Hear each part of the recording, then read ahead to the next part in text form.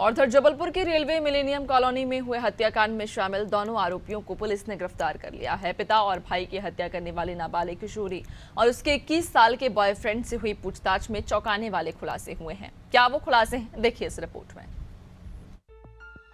2 लाशें और 2 फरार हत्यारे। कुल्हाड़ी से बाप और भाई का कोल्ड ब्लड। मिलेनियम कॉलोनी का जघन्य हत्याकांड। नाबालिग बेटी ने बॉयफ्रेंड के साथ रची खूनी साजिश। नींद में पिता को कुल्हाड़ी मारकर उतारा मौत के घाट। 8 साल के मासूम भाई पर भी रहम नहीं दिखाया। 15 मार्च को जबलपुर के सिविल लाइंस थाना क्षेत्र में रेलवे मिलेनियम कॉलोनी की घटना से पूरा प्रदेश दहल गया, जब एक रेलवे अधिकारी की खून से सनी लाश उसके घर में मिली और उसके 8 साल के बेटे की लाश फ्रिज के अंदर से बरामद हुई।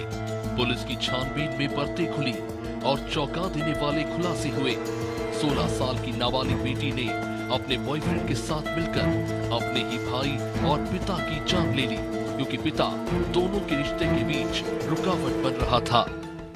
सितंबर के बाद से जब वो लड़की से इसकी बातचीत उसके घर वालों ने कट ऑफ करने का प्रयास किया, उसको इटारसी भेज दिया। उसके बाद ये लोग सॉफ्टवेयर का नाम क्या है, मौज ऐप, एक मौज ऐप करके है, उसके थ्रू ये लोग बात करने लगे। और फिर तभी से इनका ये प्लानिंग बनने लगी कि हमें मतलब दोनों इस बात पे कन्विंस हो गए कि पिता को रास्ते से हटाना पड़ेगा, और उसको जब जब तक उनको रास्ते से हटाएंगे नहीं तब तक ये जो FIR हो गई है और इसमें कन्विक्शन हो जाएगा तो जो मुकुल है इसको जेल जाना पड़ेगा। और फिर पिता ने जाके जो लड़की के पिता हैं उन्होंने जाके लड़के के पिता को भी बोला कि किसी भी तरीके से ये लड़का जो है मेरी लड़की से दूर रहना चाहिए।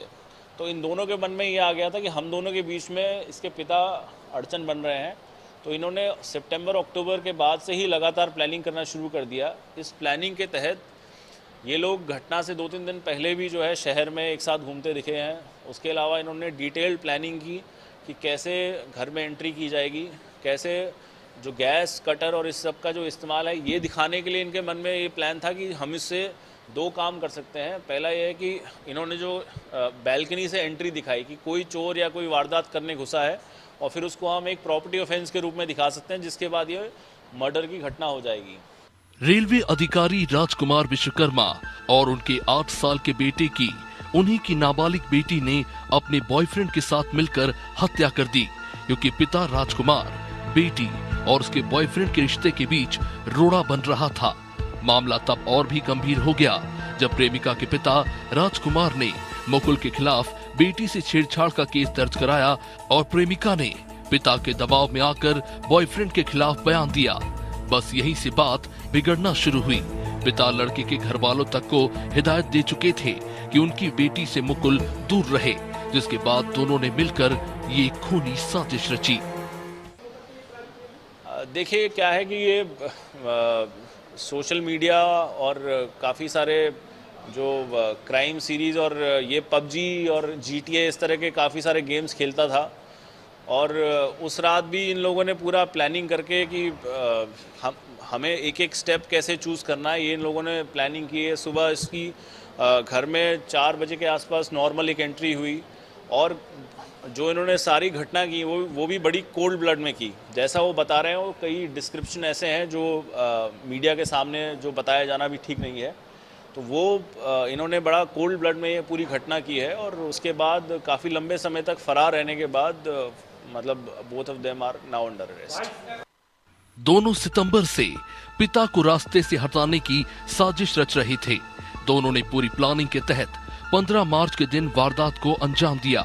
सुबह के 4 बजे प्रेमिका की मदद से मुकुल सिंह घर में घुसता है। उसके बाद कुल्हाड़ी से पिता पर ताबड़तोड़ हमले किए। पिता की चीख सुनकर 8 साल का तनिष्क कमरे से बाहर निकला। दोनों ने उस मासूम पर भी तरस नहीं खाया और कुल्हाड़ी से वार कर बच्चे की भी हत्या कर दी। दोनों का प्लान हत्या तक सीमित नहीं था, बल्कि शव के टुकड़े कर उसे डिस्पोज करना भी प्लान का हिस्सा था। लेकिन उसके बाद क्या हुआ, सुनिए।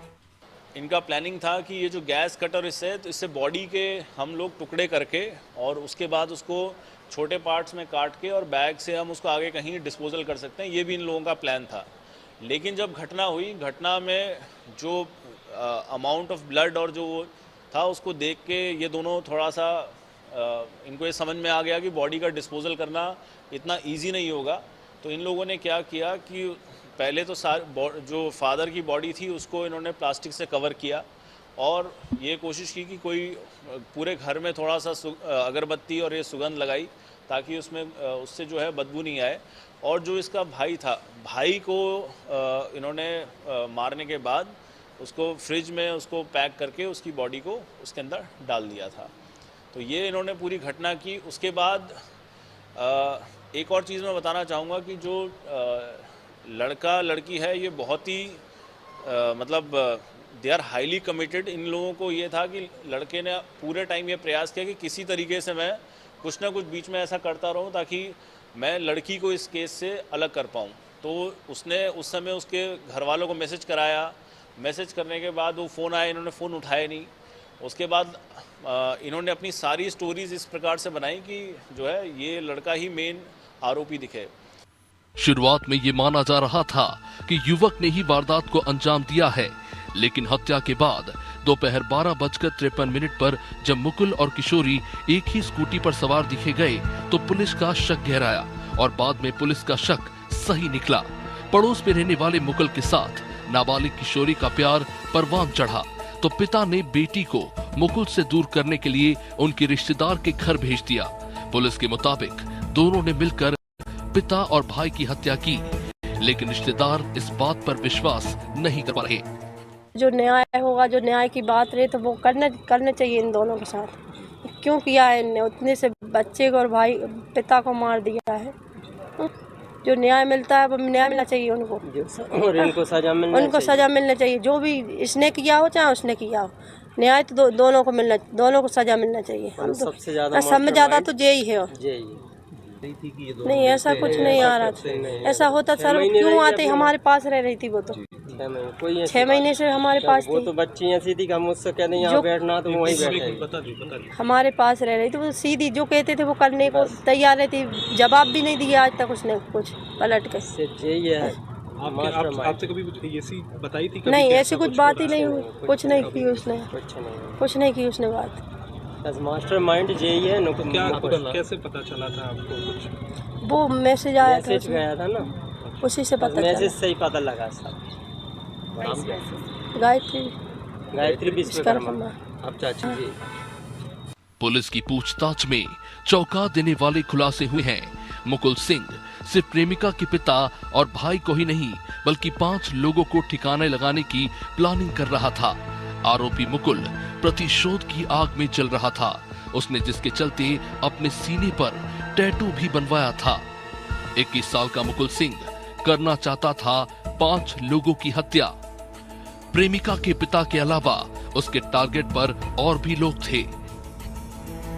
महिला के रिश्तेदार जो प्रेमिका से बात करने से रोकती थी। तीसरा टारगेट मुकुल सिंह का अपना ही पड़ोसी।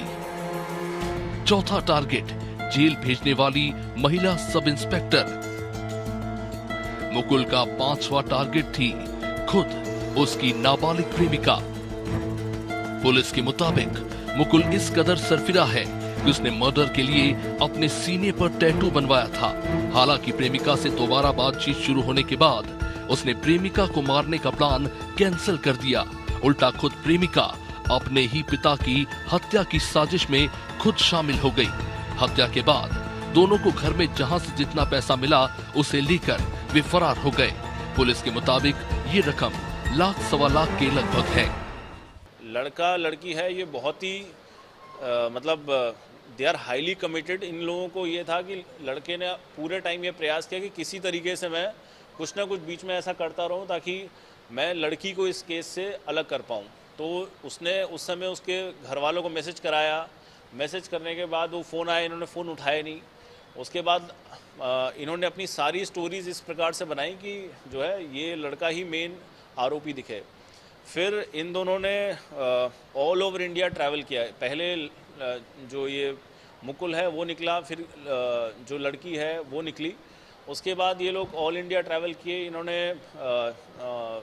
जबलपुर से निकलने के बाद कटनी, इंदौर, पुणे, बेंगलोर, कलबुर्गी और उसके बाद ये लोग उड़ीसा भी गए, वहाँ से कलकत्ता, गुवाहाटी, उसके बाद झांसी, मथुरा, वृंदावन, चंडीगढ़। फिर इनके पास जब पैसे ख़त्म हो गए, पैसे ख़त्म होने के बाद ये अमृतसर से हरिद्वार के बीच में ये काफ़ी ट्रैवल करना बता रहे हैं, जिसमें ये डब्ल्यू टिकट ट्रेन से ट्रैवल करते थे। और ये अमृतसर में भंडारों में गुरुद्वारे में खाना खाते थे और पैक करा के खाना ले जाते थे। और हर की पौड़ी पे इनका बताना है कि हम वहाँ पर समय बिताते थे। उसके बाद दोबारा फिर ट्रेन पकड़ के ये इसी तरीके से टू एंड फ्रो करके अपना समय काट रहे थे। पैसे खत्म हो चुके थे। प्रेमिका को हरिद्वार से गिरफ्तार कर लिया गया था। मुकुल को इस बात का भी डर सता रहा था कि कहीं इस हत्याकांड का पूरा आरोप उस पर ना मढ़ दिया जाए, जिस डर से 75 दिन फरारी काटने के बाद आरोपी मुकुल ने खुद पुलिस के आगे सरेंडर कर दिया। सरेंडर करने का मन ऐसे हुआ कि एक तो जो पार्टनर इन क्राइम है वो अरेस्ट हो गई, दूसरा इसको ये डर था कि ये जाके इसका जो पिछला वाला केस चल रहा है इस पर फिर प्रेशराइज करेंगे कि उसमें भी ये बुक हो जाए और ये अकेला पड़ जाएगा। इसके मन में ये डर था कि मैं अकेला पड़ जाऊंगा, ये वहाँ जाके सारी स्टोरी जो है मेरे अगेंस्ट बता देगी और मैं अकेला आरोपी बन जाऊंगा। ये भी इसके मन में था। तो इसको ये था कि मैं भी अपनी पार्ट ऑफ द स्टोरी ये बताऊंगा आके कि हाँ, ये लड़की भी जो है मेरे साथ पूरा थी। पुलिस की छानबीन फिलहाल जारी है। केस से जुड़े कई ऐसे पहलू हैं जिनके जवाब मिलना अभी बाकी है। जो बयान आरोपी मुकुल और नाबालिग किशोरी की तरफ से दिए गए हैं, पुलिस इसे क्रॉस वेरीफाई करने में जुटी है। हर कोई हैरान है कि एक नाबालिग किशोरी और 21 साल के एक युवक ने इतनी जघन्य वारदात को अंजाम दिया। 21 साल के मुकुल और नाबालिग किशोरी के पागलपन ने एक पूरे परिवार को उजाड़ दिया।